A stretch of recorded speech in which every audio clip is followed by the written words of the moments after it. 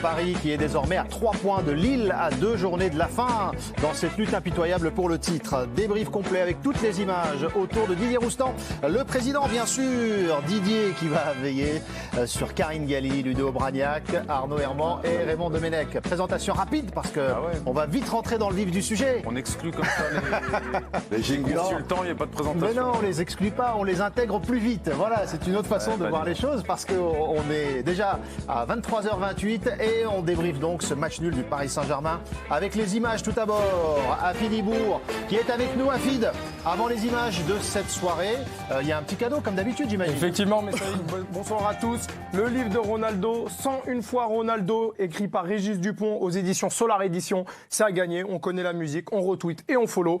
Le compte de l'équipe du soir, tirage au sort en fin d'émission. Allez, les images de ce match nul parisien avec les Parisiens tenus en échec, un partout, on le rappelle, Afid. Et pourtant, tout avait bien démarré pour le Paris Saint-Germain.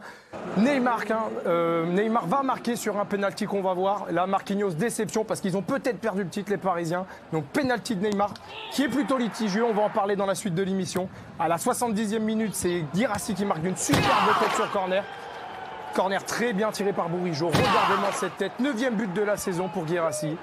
Et à la 87e minute, après un tac 3 appuyé sur 2 coups, expulsion de Presnel Kimpembe. Le Paris Saint-Germain a peut-être perdu le titre ce soir. 3 longueurs de retard sur les Lillois avec 76 points. Prochain match de Ligue 1 pour le Paris Saint-Germain. Reims contre Reims, réception de Reims. Et Rennes est 7e avec 55 points. Et Lille qui de son côté recevra Saint-Etienne. Raymond a dit il n'y a pas faute sur Kimpembe pendant les images. Non. Heureusement qu'il a fait faute, parce que s'il part tout seul, il n'y a plus personne derrière. C'est 2 coups. On n'est pas sûr qu'il va marquer. Je ne suis pas sûr qu'il la mette quand même, parce qu'il a du gaz, mais j'ai discuté avec un ancien joueur international au téléphone à la fin de la première mi-temps. Il me disait le problème, c'est avec ses pieds. La conduite de balle, ça peut aller encore, puisqu'il est puissant, et après il rattrape, mais il a un problème pour tirer, quoi. Ce qui pour un footballeur est quand même embêtant. C'est un peu embêtant. On prendra le temps. La même chose quand même. On prendra le temps de décrypter cette faute de Kimpembe avec d'autres images et le fameux penalty accordé au PSG. Ce sera le thème suivant, penalty ou pas, avec l'utilisation de la VAR. Vous verrez tout ça. Le PSG tenu en échec, Afid l'a dit, à 3 points de Lille désormais. Est-ce que c'est la preuve ce soir, et vu la prestation également des Parisiens, que le PSG ne mérite pas d'être champion? On le savait déjà. Ah, vous n'avez rien appris ce soir, Karine? Non, parce que ce scénario de match, on l'a déjà vu. Les Parisiens ont laissé beaucoup de points après avoir ouvert le score dans cette saison. On l'a dit également, ils ont un nombre record de défaites pour espérer être champion de France. Et puis parce que dans le même temps, il y a une équipe qui est beaucoup plus complète qu'elle, c'est Lille. Donc malheureusement, le PSG nous aura enchantés sur la scène européenne. Mais en Ligue 1, c'est très très rare. Il y a quoi? Il y a le match à Lyon. Il y a le match aller contre Lille où ils font 0-0, ils dominent et ils ne gagnent pas. Mais les bons matchs du PSG en Ligue 1, on les cherche et on les trouve quasiment pas. Tu as raison, très rare. Très très rare quand même. Ça veut dire que vous n'êtes pas surpris, Didier, par la prestation parisienne ce soir? Non, je crois que personne n'est surpris sur ce plateau et qu'on n'a pas attendu ce match pour réaliser que le PSG ne mérite pas d'être champion. Et c'était l'occasion pour une équipe de se glisser et Lille l'a très bien fait. Parce que Lille, ils vont terminer à combien? À 85 points. Ils sont à 79 là, donc 79. Plus donc 6, au ça mieux, pourrait c'est à faire 85 points. Ouais. Quand le PSG tourne à 94, 95, 96 et qui vise les 100 points, tu as Lille ou quelqu'un d'autre, il est à 10, 12 points. Il n'y a pas photo.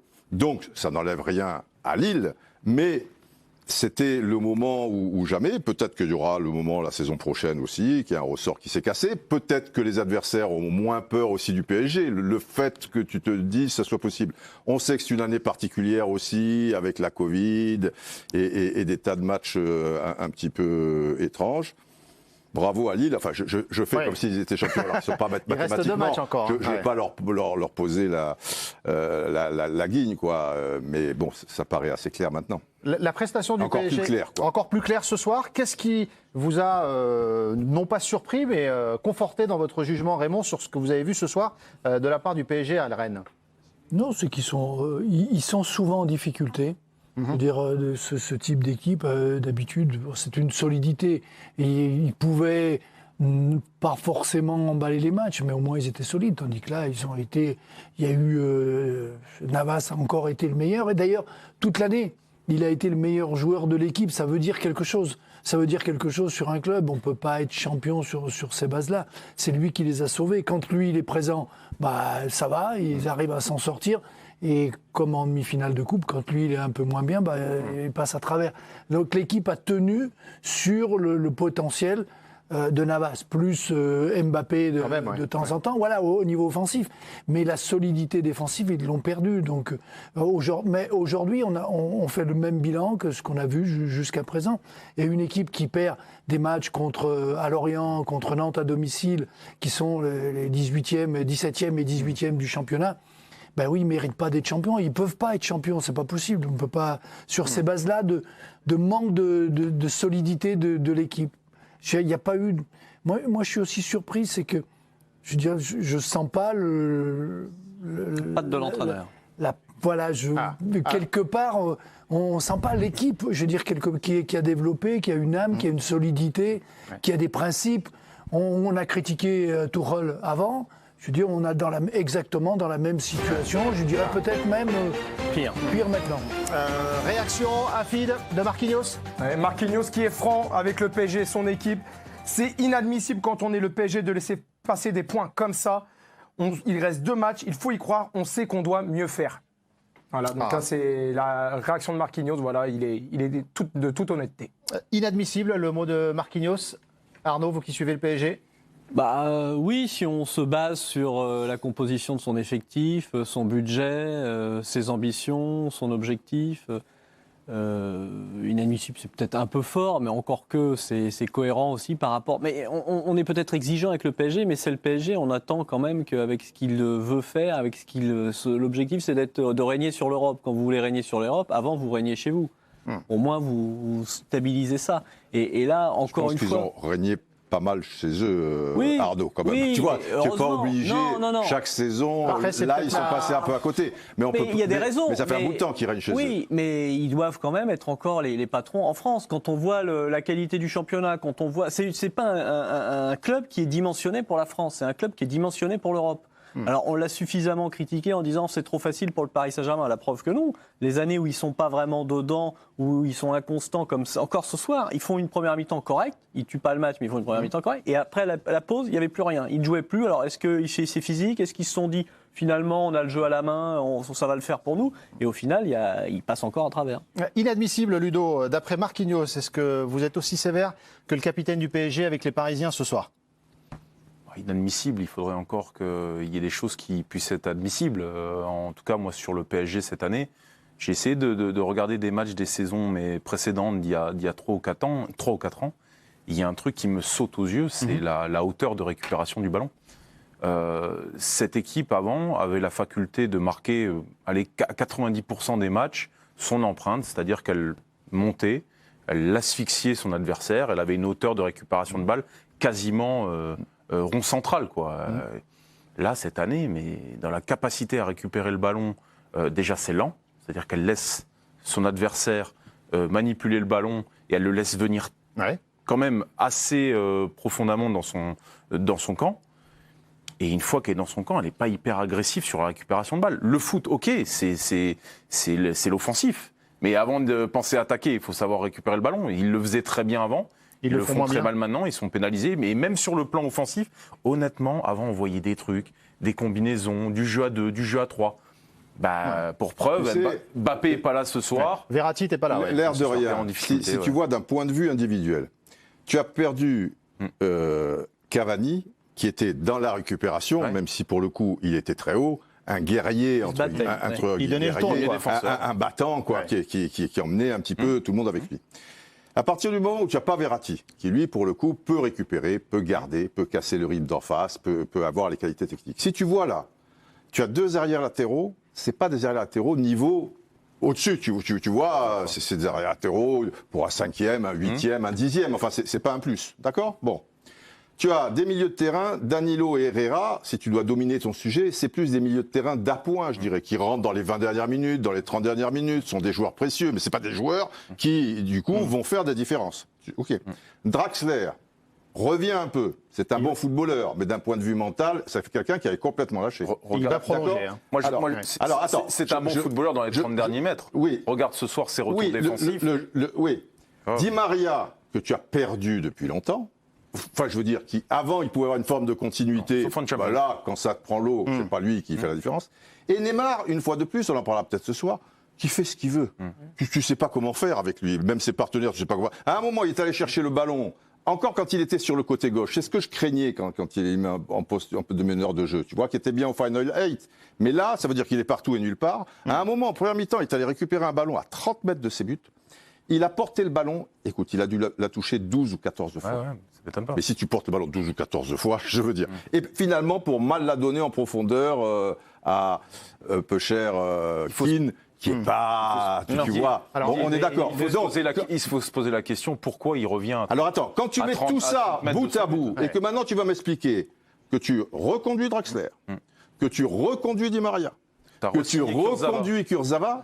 Kurzawa, c'était l'année dernière. Hein. Oui, mais quand même, ça fait partie. Oui, mais bon. Je ne comprends rien. Je suis perdu. Le tenir constat, compte de là, leurs problèmes financiers, le constat fait par Didier, là, il est pas dans le lot pour le PSG. Franchement, parce qu'avant, il y avait quand même des joueurs aussi. Tu vois, là. Karine, pour qu'on en mais arrive si à ce on que part sur Marquinhos parle d'inadmissible, c'est quand même pas, anodin. Marquinhos, de toute façon, tout ce qu'il dit, c'est audible parce que lui, pour le coup, Oui. on peut rien lui reprocher. Marquinhos. C'est un capitaine qui est exemplaire, qui très souvent a sauvé son équipe. Mais le problème, c'est qu'effectivement, ce qui vit Marquinhos, parce qu'à la fin du match, on le sent touché, il a la tête dans le L'image, gazon, elle est etc. terrible à la fin. Ouais. Il faudrait qu'il arrive à le transmettre à ses partenaires. Parce que lui, il est toujours au niveau. Bon, parfois, il y a eu des difficultés quand on le mettait au milieu de terrain, qu'on l'aidait pas, qu'on le ballottait entre deux postes. Mais en fait, effectivement, ce soir, c'est-à-dire que Neymar, il a fait ce qu'il voulait. C'est-à-dire à chaque fois tenter de frapper, jamais aller chercher la solution collective. Puis après, c'est au tour de Draxler de tomber là-dedans. Mais s'il y a personne qui dit à ses joueurs que c'est pas comme ça qu'on va s'en sortir, le PSG va se retrouver. J'imagine que Pochettino, il leur dit ça quand même. Non, mais c'est aussi sur le terrain parfois. Les relais de Pochettino. Mais il faut qu'il y ait des joueurs sur le terrain qui soient les patrons. Et autres que Neymar, Mbappé et compagnie. On poursuit la discussion évidemment. Pochettino, justement, pour une première réaction, Afid.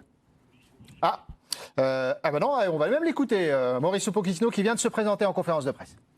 Je pense qu'aujourd'hui, au-delà des attitudes ou pas attitudes, ou qualité ou pas de qualité, et aujourd'hui, on n'a pas été meilleur que Rennes pendant les 90 minutes. Et on n'a pas mérité les 3 points et ça, c'est la réalité.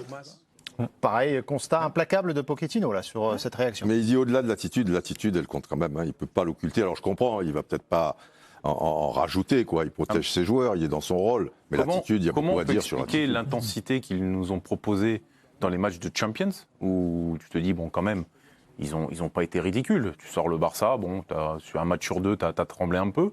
Tu sors le Bayern, allez, tu as fait 2 mi-temps, entre guillemets, acceptables contre City, où tu as quand même réussi à tenter quelque chose. Mais dans l'intensité, c'est le jour et la nuit, ce qu'ils nous ont proposé sur ce format de tournoi et sur la durée sur le championnat. Ils sont tout simplement pas au niveau de l'intensité. C'est une équipe qui doit mettre une intensité folle. Or, quand elle revient dans son championnat, alors je ne sais pas si elle est...